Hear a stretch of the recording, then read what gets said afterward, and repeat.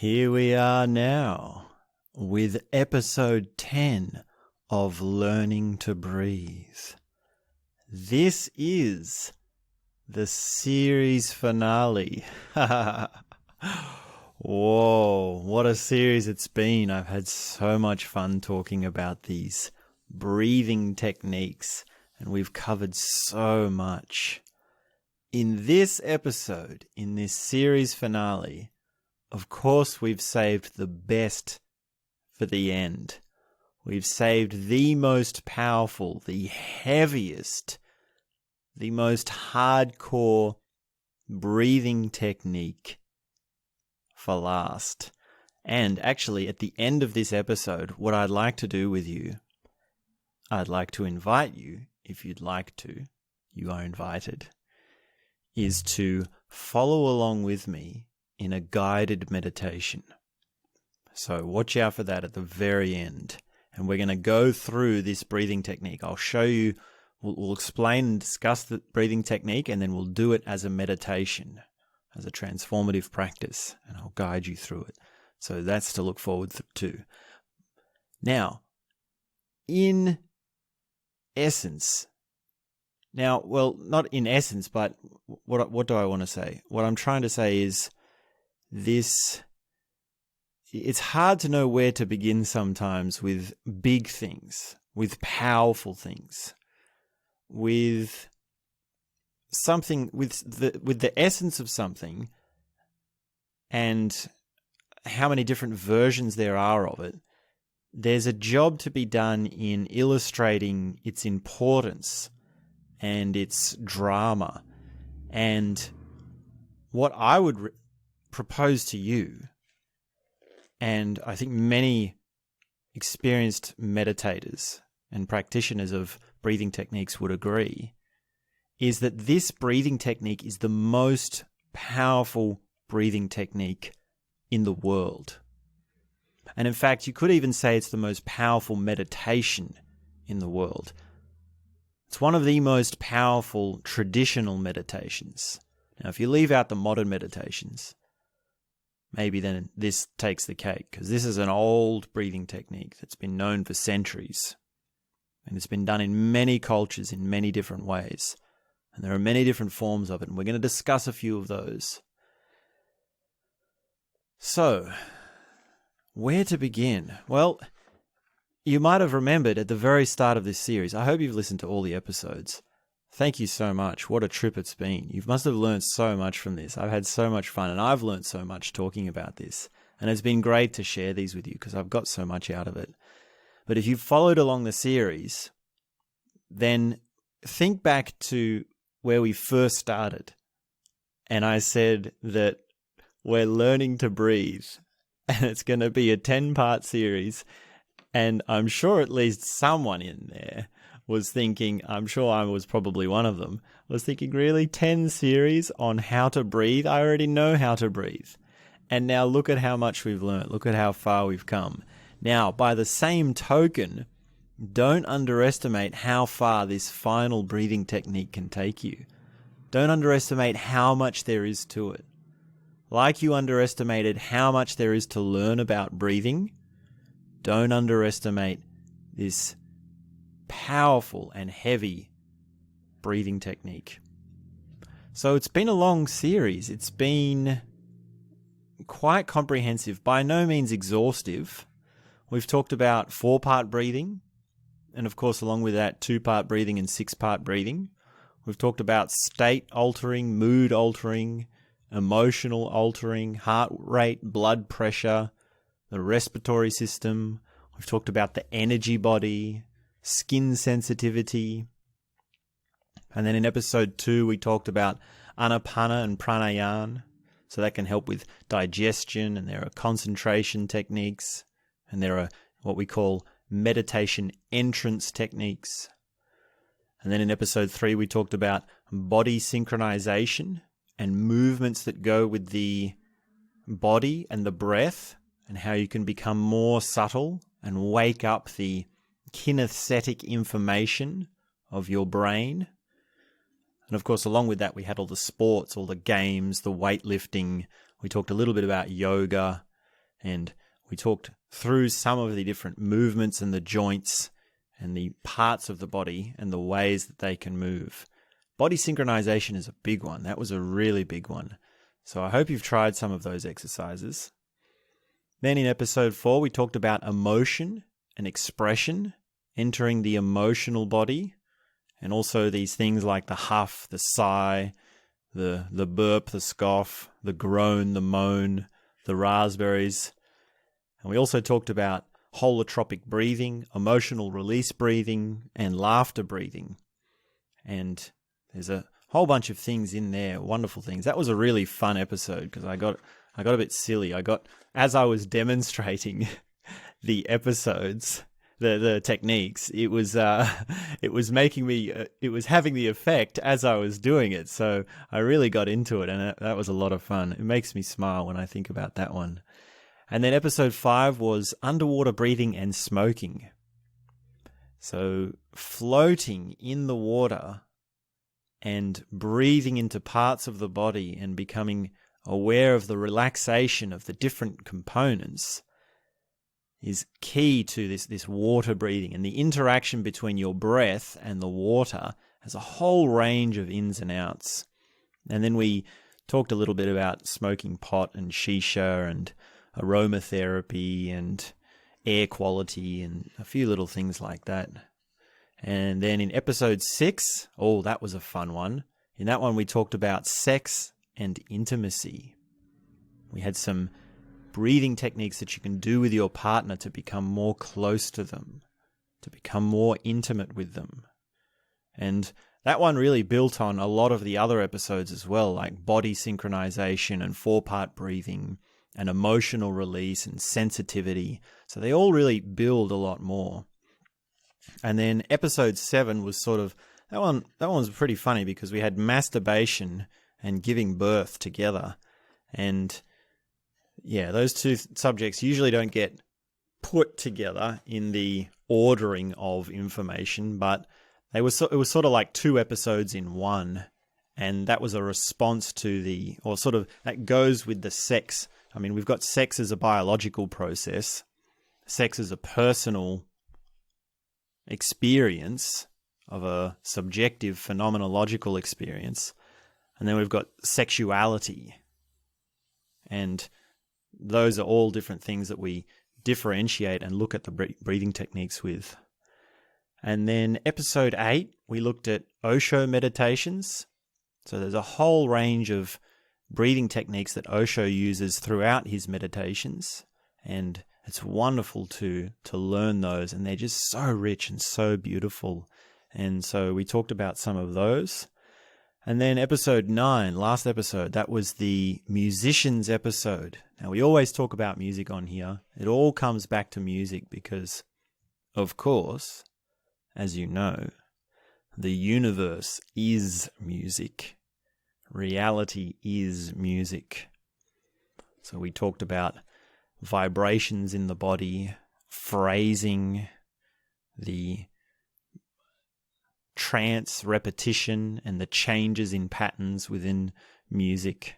And of course, you might have already started to listen to my breathing.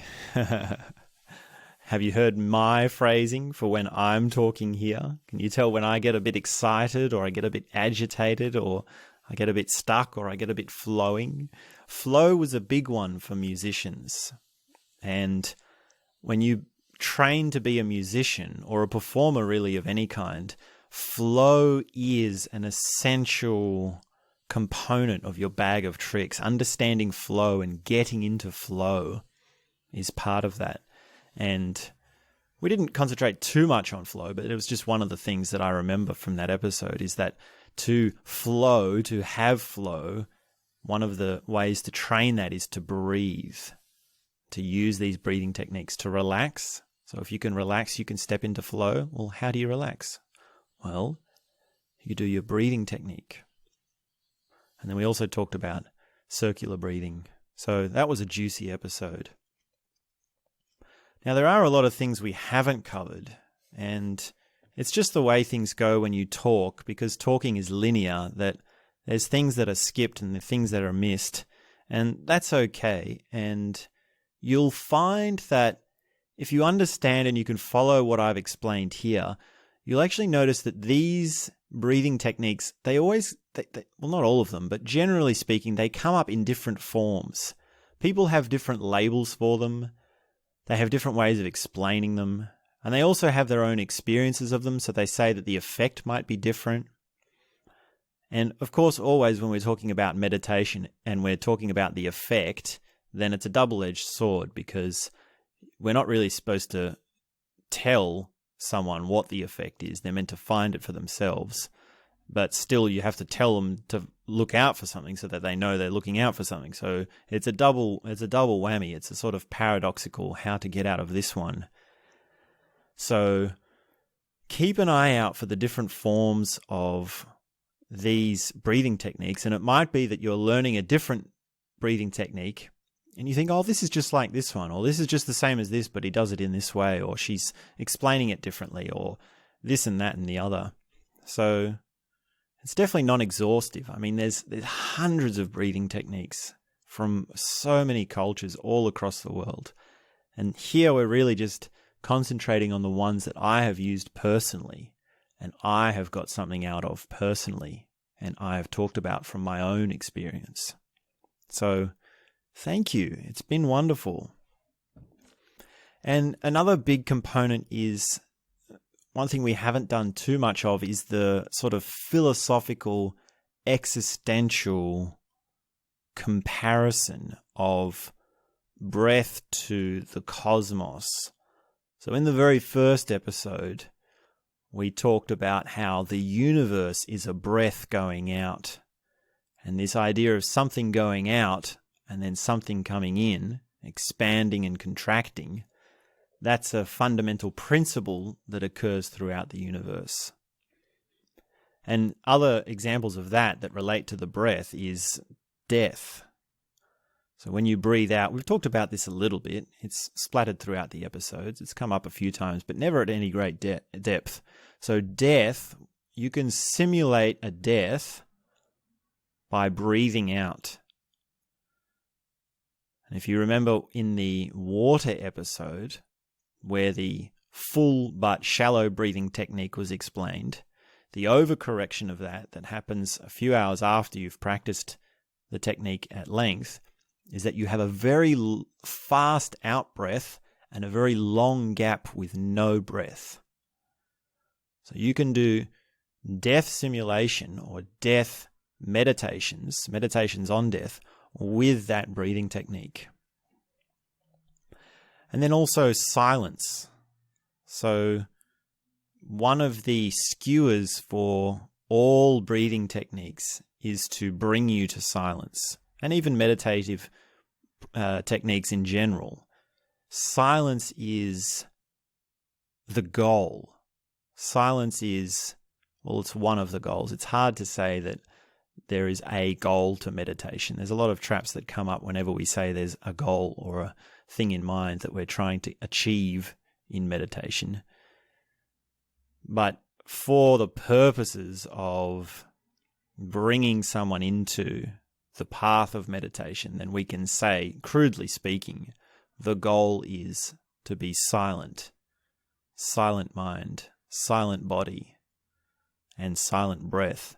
Because if you're breathing, if you're using breath and your body is moving, there's still something happening.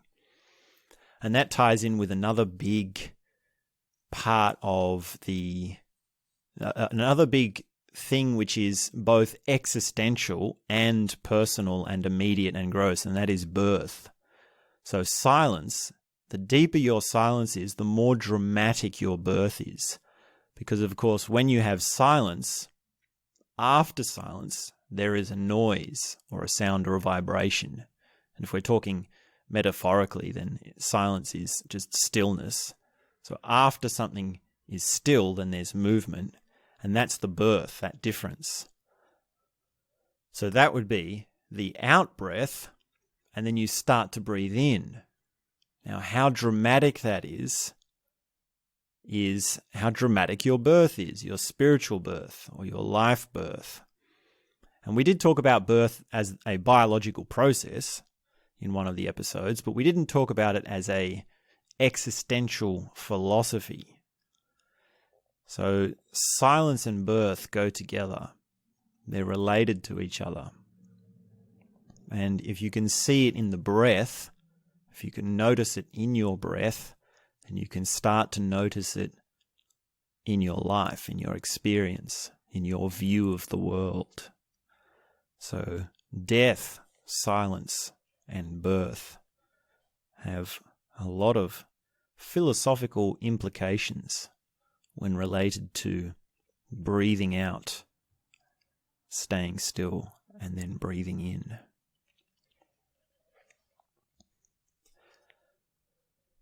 So now we come to the moment we've all been waiting for, the most powerful breathing technique on the face of the planet. What is it? What could be so dramatic? What could be so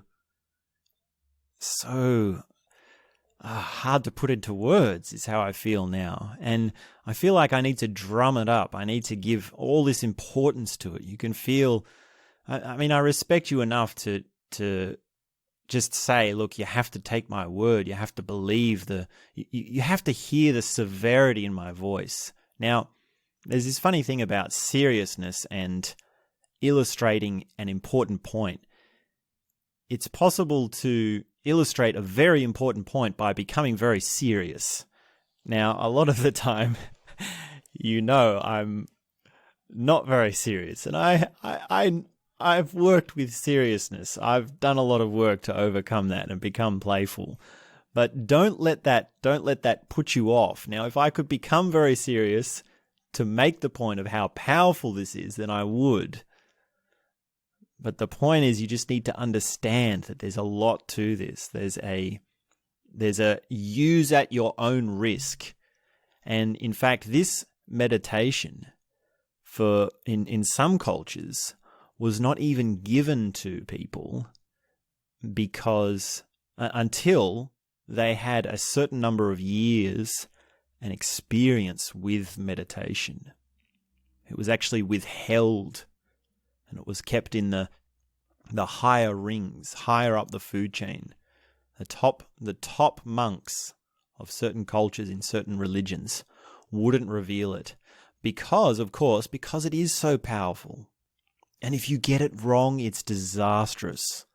It is a very dangerous thing to get wrong. And it does exist in the world in its wrong form. So, of course, because today we have freedom of information, it's floating around and you can find it. But let me just illustrate and stress the point that it's a powerful thing that needs to be approached with sincerity, with reverence, with a seriousness, a dedication, and you really need to come at it with the right attitude. And of course, the other flip side of this is that it often exists in a diluted form. So there are lesser versions of it, and the people teaching it don't really know how far it goes. And how it's explained is not always explained with the severity as what I'm doing here. And so that's something to watch out for. And we'll talk about some examples of that. And really more generally, like, this is the series finale. We've been going through all these breathing techniques, and my attitude has been, well, here, try this. This is cute. Or this has a little effect here and there. Or, try it and see how you like it. Or this could be nice. It's a very sort of lighthearted, take it or leave it sort of advice. I'm not really trying to convert you or just say, oh, you really need this. Now, do you really need this one? Probably not. I don't know. Maybe you don't have the guts to follow through with it once you find out what it is. That's a big thing in and of itself. Having the guts to actually do this meditation, even to start this breathing technique, is a huge step.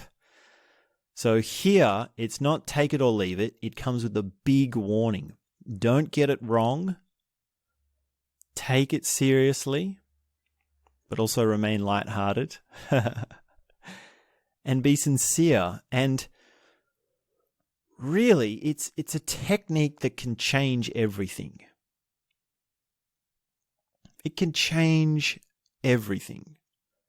It can change your relationships. It can change your emotions. It can change your self-image. It can radically change your self-image. It completely, radically, inevitably smashes your self-image head on. It changes your behavior.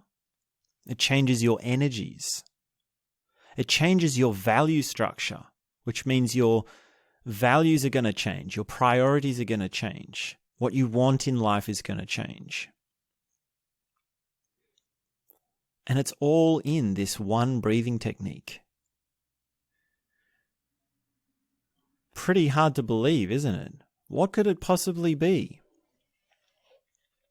Drum roll, please. This meditation is called loving kindness meditation. It's also called metta meditation in the Vipassana tradition. It's also in other traditions called heart meditation. And it's also got other names. And it's also known as, for example, it's called compassion meditation. But for here, I think we'll just stick with, well, I'll use all of these terms because you know what they all mean. They all mean the same thing. And they all mean loving kindness meditation. So how does it work? It's very simple. And of course, we know now that the simple can be the most powerful. And there's a few steps to it. There are different complexities to it. But what you do is you close your eyes. You put your hands over your heart, over your chest, right in the middle of your chest. And you imagine a person. You bring a person to mind. And then you slow your breath. So you have plenty of time between each in-breath and out-breath. Preferably you're experienced with your 4-part breathing by now, very experienced. You slow your breath, and then when you breathe in that person's pain. You breathe in their darkness. And you breathe it in so that it becomes you. You breathe it in so that it's yours. You take it and you have it for them. And then when you breathe out, you take the best of you, your joy, your bliss, your happiness, and you breathe it into them so that they have it, so that it becomes them. And that is loving kindness meditation. Breathing in the pain and breathing out the happiness. Now, the other component to this is the circle in which you do it, or the person in which you do it. So many instructors say that you start with someone who's close to you. You start with someone who's very easy to do this for. You would wish them well. You would want to have compassion on them, a family member or a significant other or a close friend. And then you work your way out to acquaintances or extended family or the people you don't know so well, strangers. And then you move yourself out even further and you go to enemies. You go for those people that you really don't like, that you really have a problem with, and you couldn't even imagine trying to wish them well. You really do want to wish them harm. And then also there's the skewer of how many people. So going through it by individual people, that's my best advice to you, is to always do it with just one person. But there's also the skewer of my town, my city, my country, my world. And also beyond the world, you can do my planet existence.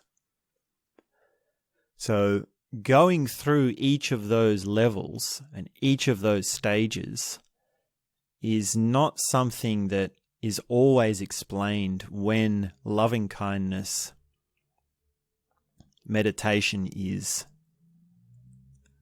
explained. Now, another very important thing to understand is when I say it changes your relationships, you have to take that with a grain of salt. With every meditation practice, there is no direct link between the effect of the meditation and how it changes your relationships. There's no direct link. It is not direct at all. It's complicated, and you should never try. Well, you can try, but it's a foolish run to try and make the connection like, oh, now I'm treating people more nicely because I'm doing this meditation. There's no need to do that. What you need to do, the best attitude, I say, is you do the meditation and then you just keep doing what you're doing and you allow it to happen naturally, because the filter through process is so long. It's complicated and there's so many other factors. Another thing with this meditation is that it's not a philosophy of morality. It's not a philosophy of compassion. Now, if we have a psychological or we have a psychology of morality, and we talk about levels of psychology, such as in Lovejoy or I'm trying to think of some of them, Gilliam, or some of these, I'm trying to scratch my head to think of my moral psychologists right now. It's taking me a bit. But there are schools of levels of morality, and that's psychology. And if we talk about compassion, then we can have philosophies of compassion. We could say, what does it mean to be compassionate? What actions are compassionate actions? These are all philosophical and psychological maps. These are things of the mind. Now, don't confuse psychology with this meditation. Don't confuse philosophy with this meditation. If you've got a strong philosophical and psychological understanding of morality and compassion, then it might be that you're going to be keen to use this meditation. You're going to be mature enough to move into it. And you might say, well, how do I act on these psychologies and philosophies? How do I start to work it into my life? And this is the answer. But don't confuse the two. They're completely separate. Don't think that by doing this meditation, your psychology around morality is going to change. Don't think that your philosophy of compassion is going to change. It might, in some ways. It might have an indirect way of doing that. But think of this as, well, it's a breathing technique. So come back to the real fundamental thing of the breathing technique, which is that we're doing one simple thing, a very small thing, but we're doing it very deeply. And the reason we do that is because there's so much in reality. There's so much in our personal experience. It's such a vast project. So taking just a breathing technique and separating it out from everything else and then just going deep into that is the secret here. So don't mix up your morality and your compassion with this technique, which is experiential. And also don't mix it up with your relationships. The ability to relate to someone is the intrapersonal intelligence has its own techniques. And this is something I will say a few times. I'll tell you this a few times and I'll remind you again as it comes up, because this is important. Meditation is a personal experience work. It's a subjective, individual, transformative practice technique. This is a process. Now, the individual intelligence or your personal, it's like self-knowledge intelligence, is completely different to an intrapersonal or a social sphere knowledge. So don't be trying to make direct connections. Now, it will make an effect. And you can see this if you have a whole bunch of people do a meditation retreat or a meditation course, and then at the end, they're all great friends and they all have these wonderful connections. They're all very open to each other. Now, yes, because they've all been working on their personal part, they're open and they're much better in the social sphere. But if you want to really work on just the social sphere, you should use techniques which are specifically designed for the social sphere. Use techniques. It's simple advice, really. To work on yourself, you do techniques that are designed to work on yourself, and to work on your interpersonal intelligence, you work with techniques which are specifically designed for intrapersonal intelligence. Now, there's a few times when this loving kindness meditation comes up, and there's a few examples I'll share with you. If you've seen the movie Lord of the Rings, very famous movie, and of course it's the very famous books that these movies are based off, but in that first movie, The Fellowship of the Ring, our hero, Frodo, who's carrying the ring on his quest, on his hero's journey, he runs into some trouble and he gets stabbed by one of the dark witches.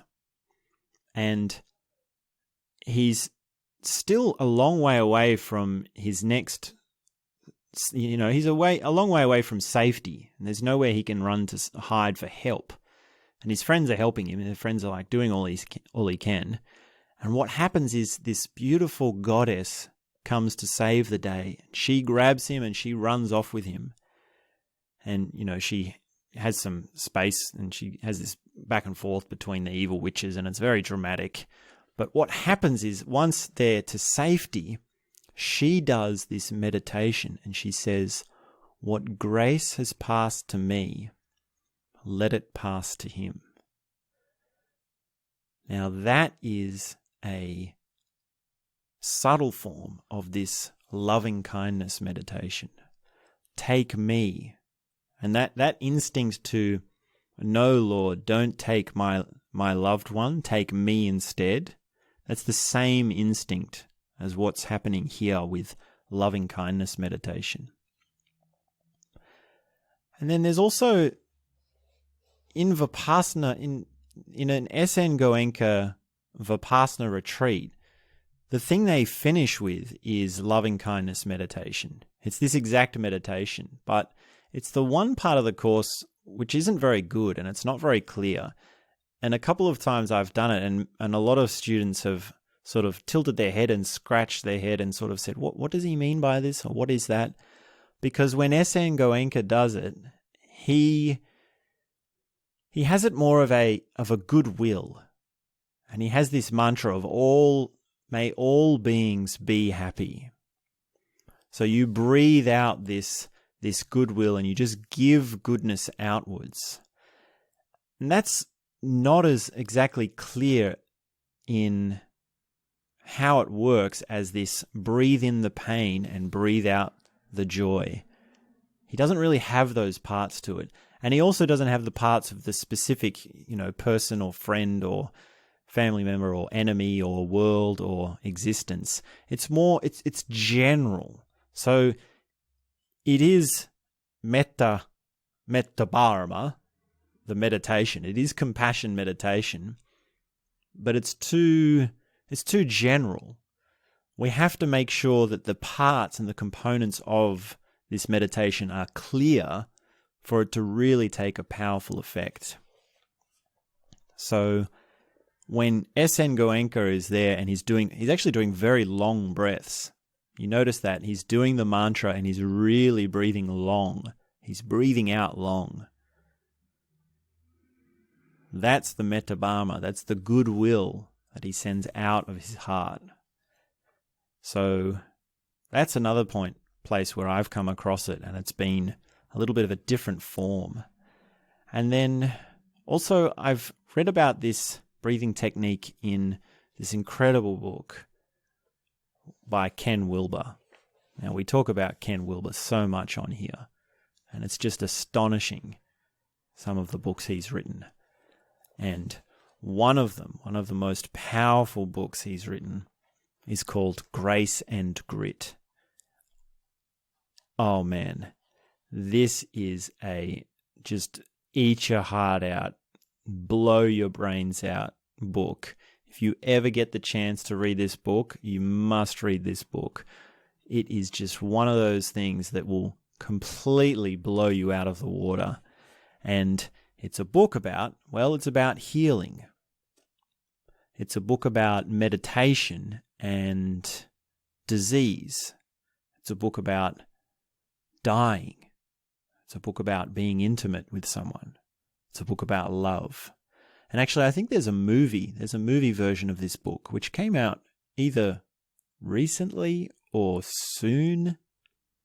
I think it's coming out this year, I believe. Anyway, that just takes a Google search to clarify.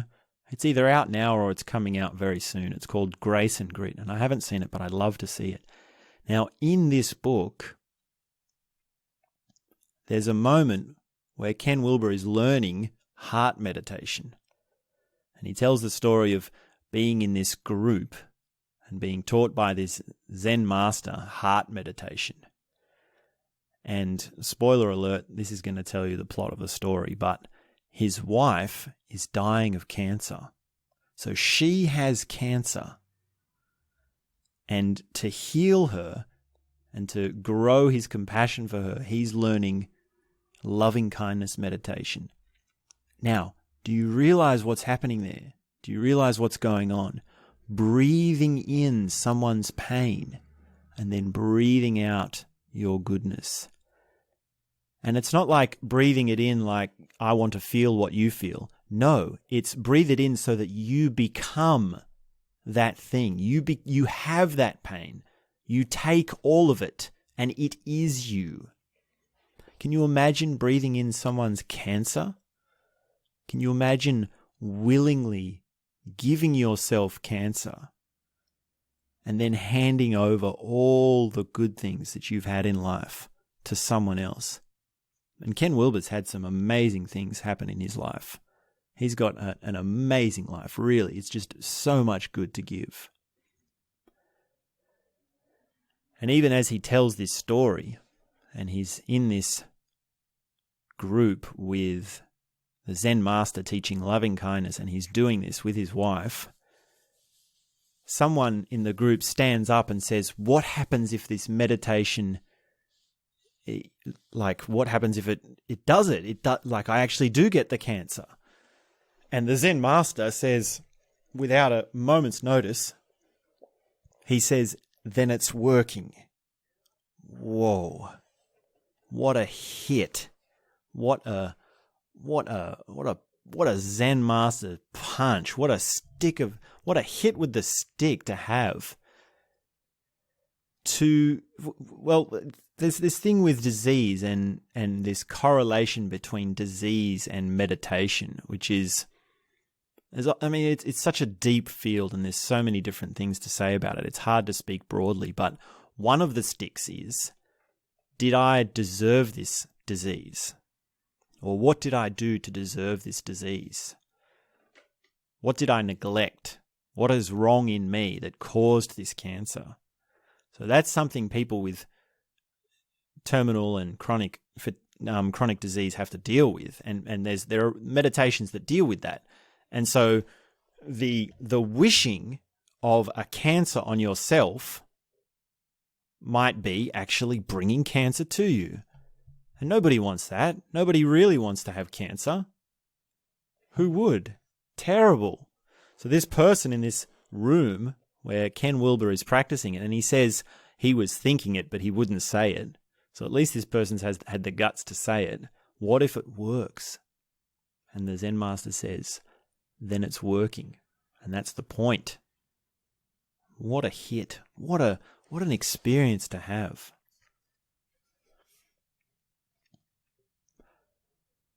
So that's a few examples of where I've come across this meditation.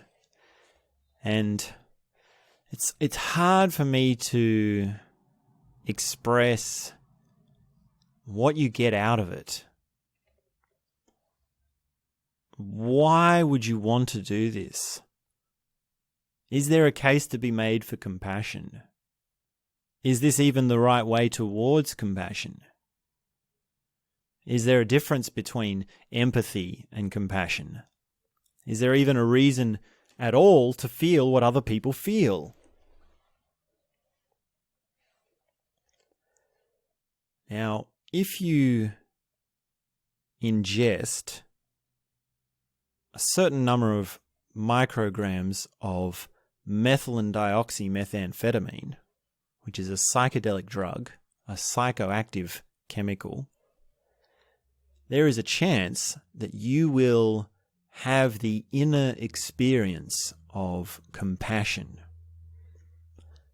And how that will go is, now it's not guaranteed because nothing is guaranteed with psychedelics. But how that goes is all of a sudden you just feel someone will come to mind and you'll think, wow, that person is amazing. Oh, I wish so good for that person. I feel so good about that person. I want to just celebrate that person. That's the effect of loving kindness meditation. That's the effect of compassion. And it's a feeling that's sort of in the chest, like it's radiating from the heart center. And it's not quite like electricity, and it's not quite like fire. It's somewhere between the two.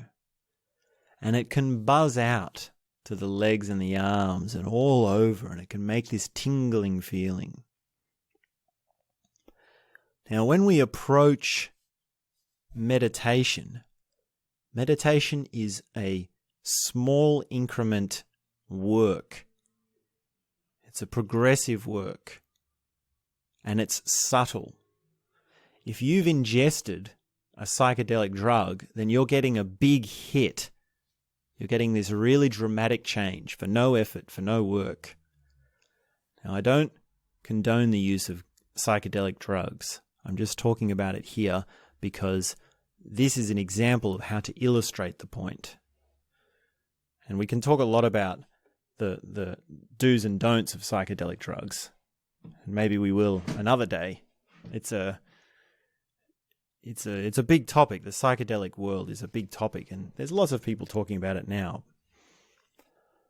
But when we go to a meditation practice, it's possible. I mean, one attitude is to say, well, I'm building that for myself, that psychedelic experience. I want to be able to have that well-wishing without the drug.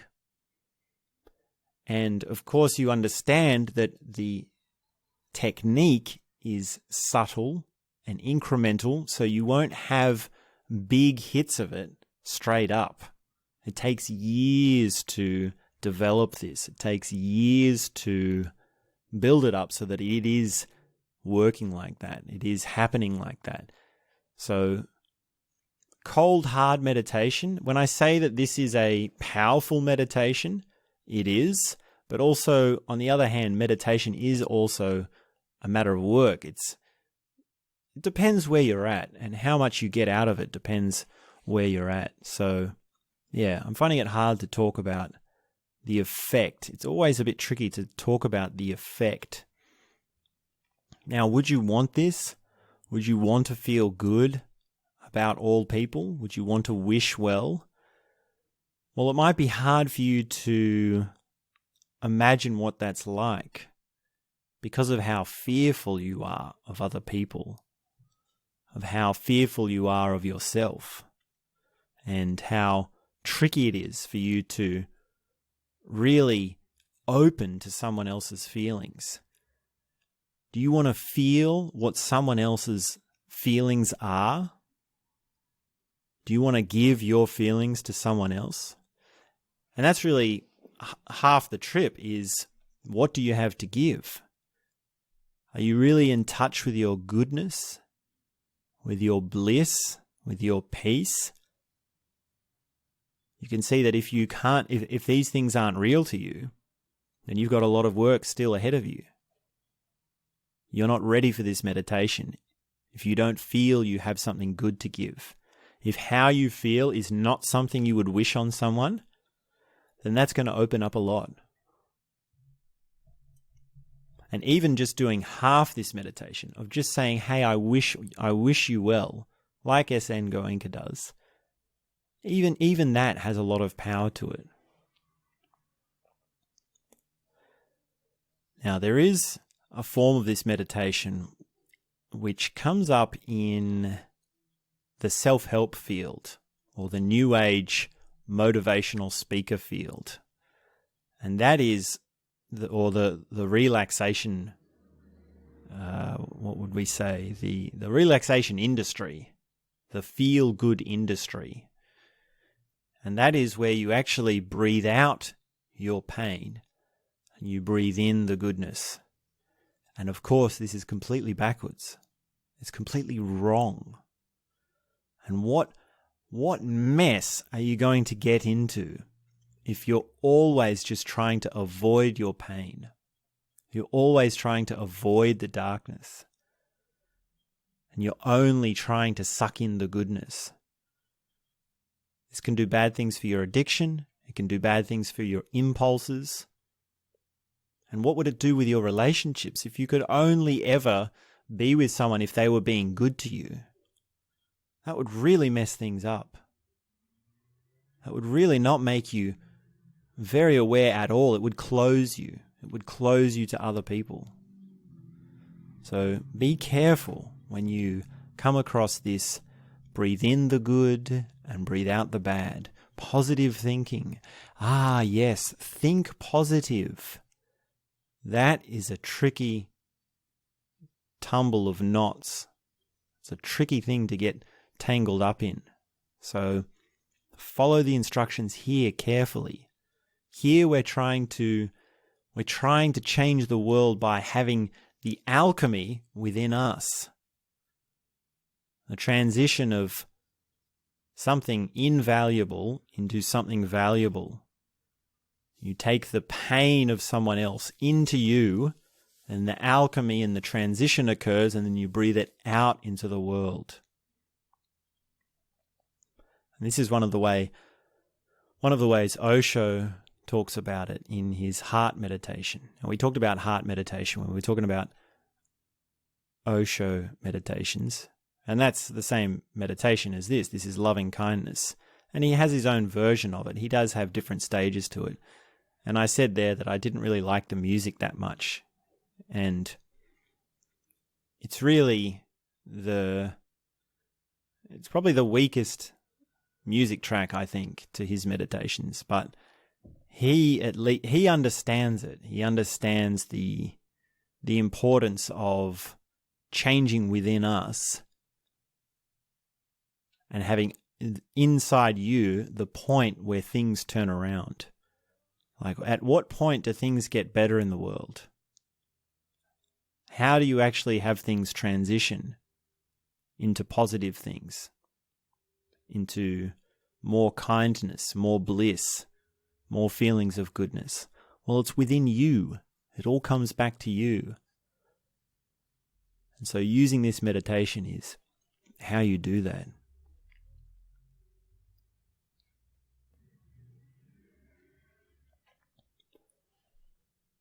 Imagine there's just two people sitting in chairs opposite each other and they're having a conversation. Now, the depth of the connection there is how much one person can feel what the other person is feeling. Now, with two people, initially there are two feelings. And one of them, whoever's doing the expression, or the talking, in other words, is going to bring the other person across to their feeling. Have you heard that old phrase, smiles are contagious, or laughter is contagious? Well, that's what's happening there, and it actually occurs for all feelings. So if those two people sit opposite each other and they talk long enough, and one of them is expressing enough, and then the other one who's listening is sensitive enough and open enough, they will end up feeling how they feel. And in essence, that's what happens when two people talk. That's happening right now with you and me, to an extent. To at least to the amount that you're open to me. Now, the range of feelings also needs to be taken into account. It might not be at the moment I'm necessarily being very emotional. It's not a very charged feeling, and it might be a feeling you're sort of okay with. It's just, we're talking, we're having a conversation about meditation. It's pretty normal stuff. I feel you. Yeah, I feel you, but what we're talking about is standard stuff. Now, usually when two people are sitting and talking, there's a barrier. There's I've got my feeling, but don't interfere with that. And if someone's expressing something of pain, something of darkness, and it's not a good feeling, then why would you want to open to it? Why would you want to feel that? But that's exactly what you need to do to open up to feelings. And it can't be that you open up to just the good feelings. You have to open up to the bad. You have to open up to the darkness. Because the feeling body, or the thing in you that feels, can't distinguish between good and bad. It can't be turned on and off. It can't distinguish things. It just has to feel more deeply. So the question is not feel good more deeply or feel bad less deeply. No, there's none of that. It's just feel more deeply. And with every feeling, there's a correction. There's an equal and opposite. So if you go into the dark feelings and you open to the feeling of pain deeply, then you will be rewarded. And this is tricky territory because words can be deceiving. And by some people's logic, it would be like, well, should I go and then whip myself? Should I become a masochist? Is that what's happening there? And no, masochism has a whole range of psychological differences and complexities to it. And we talked about this a little bit in the sex and intimacy episode where we were talking about BDSM. There was this connection between pleasure and pain. But here, with these two people and this crossover, that's compassion. That's sensitivity to someone else's being. And to open yourself to someone else's feeling and to be able to listen to them, not just the words, but to enter into their feeling, you need loving kindness meditation. This is the thing to do to get better at that. Now, how it plays out with the relationship is a matter of social intelligence. And that's such a complex world that I feel it's impossible to say there's no hard and fast rule. Conversations are flowing, they're spontaneous. And there's a whole range of complexities and unseen variables, and it's just it's an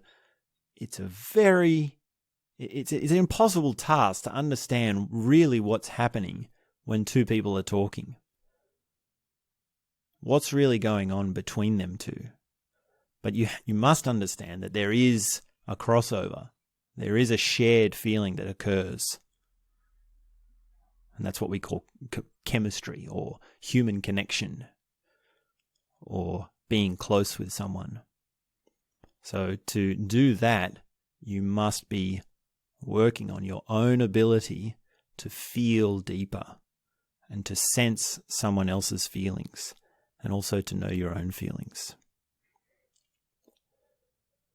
To listen with the heart means to open to your feelings.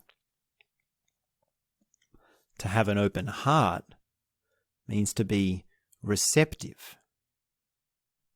It means to be willing to go deep.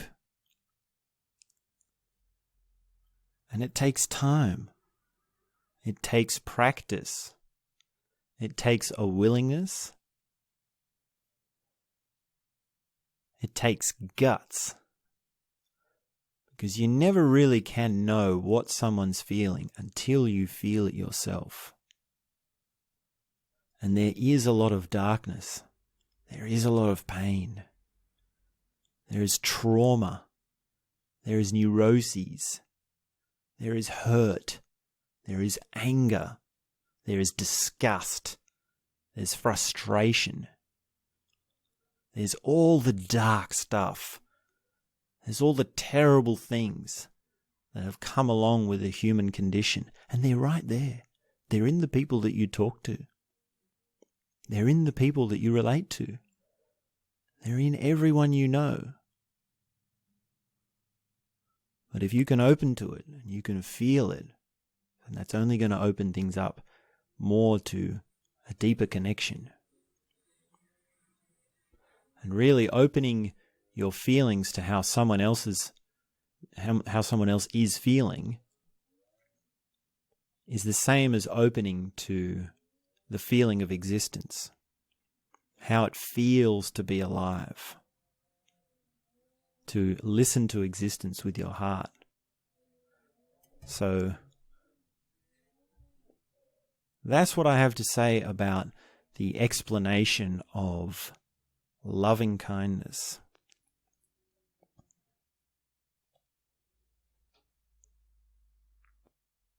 It does bring us to a deeper component of our being, which is the heart.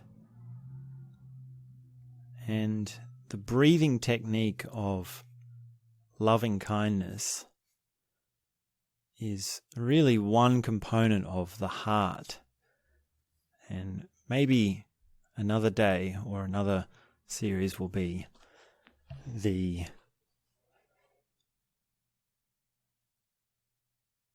concept of the heart. It'll be, what do we say about the heart and how do we relate with the heart? How do we listen with the heart? All these things that we're saying about the heart, they're not just limited to this one meditation. It's really a deeper subject in and of itself. But if you are doing this meditation, then it is a meditation of the heart. And feelings, generally speaking, we say are of the heart.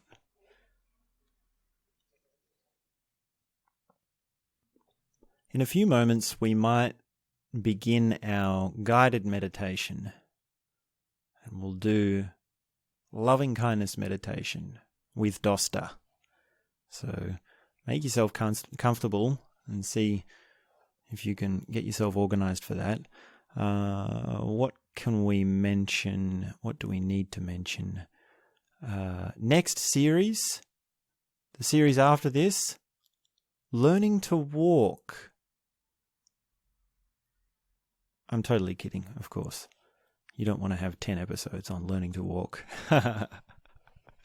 But actually, well, jokes aside, you'll be surprised that you saw how much there is to breathing. Well, there's just as much to walking. Maybe it won't be a series. Maybe we'll just do one show on that, one episode on that.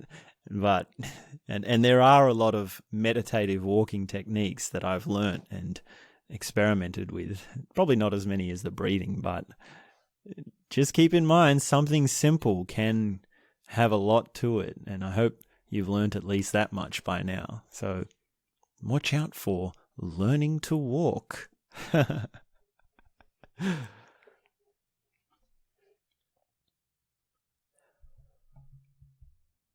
All right, here we are now for guided meditation of loving kindness. Find yourself in a quiet place. Sit down. Close your eyes. And take a few deep breaths. Relax your body, relax your arms, relax your legs. And just see what thoughts you're having. See if there are any distractions. Notice how you feel to follow the instructions. Notice how willing you are to do as I say. And take a few more deep breaths and just slow everything down. And relax and just get in touch with some peace and some quiet. Place your hands over your chest,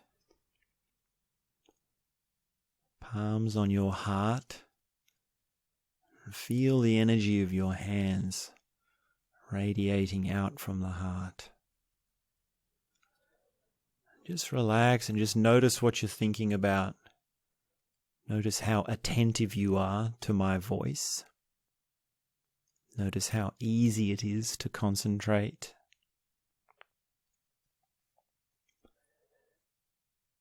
And now we bring someone to mind. Choose just one person, someone you know fairly well. Bring that person to mind and really visualize them. What does their face look like? What sort of clothes do they wear? What sort of body do they have? And what sort of gestures and actions do they do? What sort of phrases do they say? How do they talk? Can you hear their voice? Do you know what they often say? And just really get in touch with that person and visualize them and hear them talk. What are they doing? What do they spend most of their time doing? Just become interested in that person. What do they spend their day doing? What are they like when they're with you? What do you talk about? We're just going to stay with this one person. Just hold that one person in your experience and slow your breathing. Slow your breathing. Now, each time you breathe in, think about this person and breathe in very slowly. And when you breathe out, don't worry about anything at this stage. Breathing out can be silence. Each time you have a breath in at a pace that is comfortable for you, think of the pains that this person has. Think of the frustrations that this person has. And breathe in how it feels. Breathe in how they feel when they're hurt. Imagine what hardships they've been through. Imagine the problems that they've had. And each time you breathe it in so that you become it. Take this darkness. Take it all and feel it. You are experiencing the pain that this person has. And keep breathing in slowly and deeply. Breathe in the pain. What has hurt them? What has been their problems? What has been their experience of darkness? What is their pain? Really go for it. Be sincere. And take it for yourself. Say to this person, give me your pain. Say to this person, I will feel your darkness. Say to this person, I feel the trauma, the frustration, the anguish that you feel.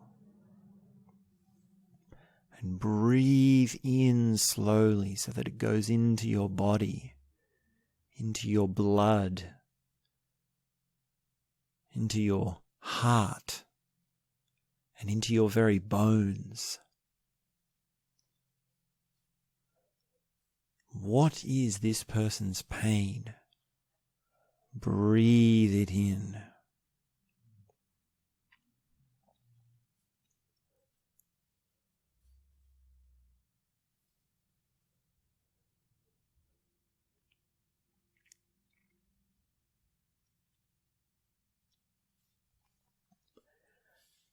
And now turn your attention to your out-breath.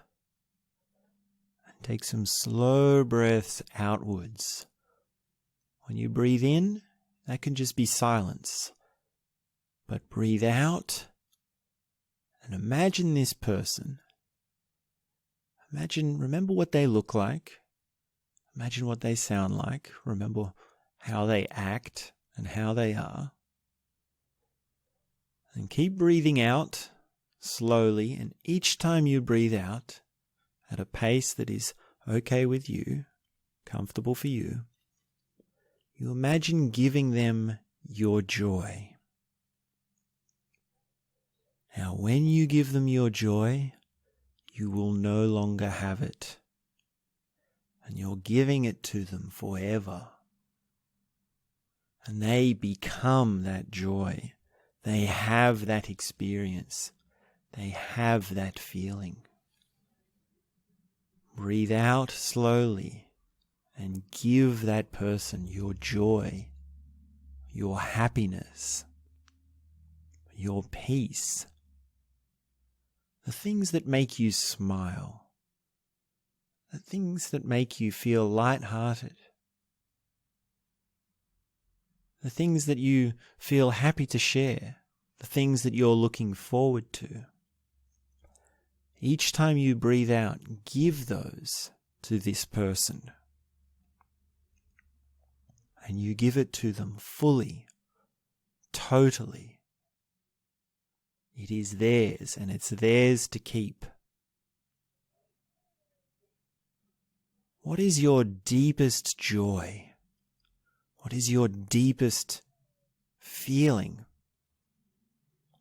What is your most pleasurable feeling? The best thing you've ever had. The best moment of your life. Breathe out and breathe it to that person so that they become that experience, that feeling, that moment. They have it. You are giving it to them. Lay it down before them. Say, I give you my joy. I give you the greatest things I have ever known. I share these feelings, these experiences with you, and I hand them over to you totally. They're yours to keep. Keep breathing slowly. Keep your concentration. Keep your hands on your chest. And just be quiet for a few moments.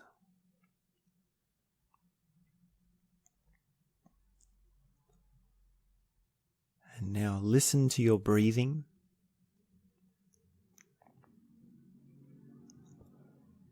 Listen to your heart. Just notice what's happening with you now. And just watch if there's any thoughts. Watch if there's any emotions.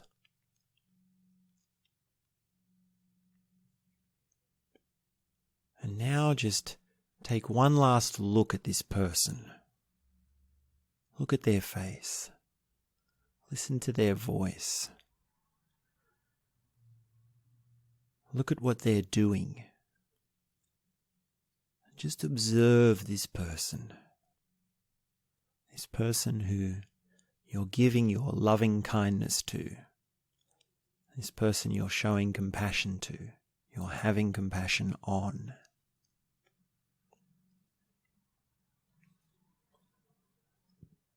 And for a few moments, just sit quietly and peacefully. Keep your hands over your heart.